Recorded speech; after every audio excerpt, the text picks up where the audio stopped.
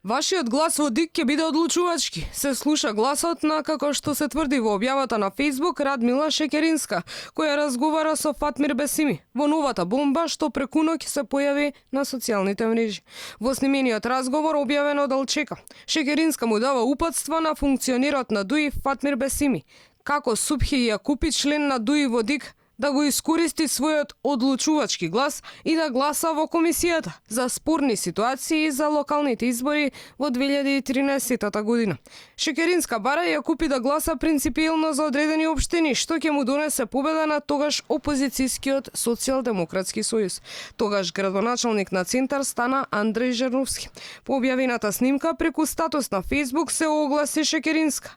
Преку него таа индиректно потврдува оти на објавената бомба се слуша лично нејзиниот глас. Малку се залетаа и самите покажаа колку не сме исти. Бомбава само потврди која е огромната разлика меѓу нас и нив.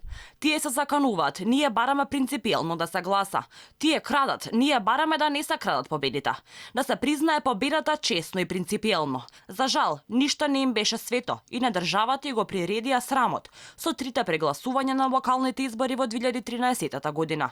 Можете уште еднаш да се уверите, не сме исти. По објавата на разговорот неминовно виси прашањето дали Шекеринска воопшто смеела да води ваков разговор со вице-премиерот за евроинтеграција Фатмир Бесими, со намера да влијае врз член на Државната изборна комисија во било која смисла.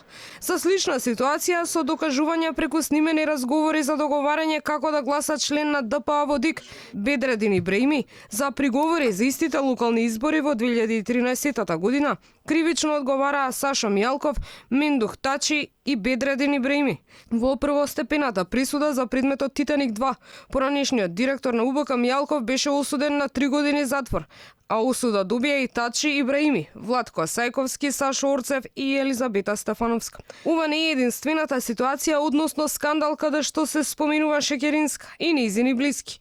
Во случајот Рекет, во снимки од разговори објавени во медиумите, се споменува нејзиниот сопруг Божидар Јанковски, познат како Боба Дајнерс, а и нејзината јатрва Марија Јанковска, која е еден од основачите на невладината организација Меѓународен сојуз, чиј председател е првоосомничениот во Рекет Бојан Јовановски, познат како Боки 13.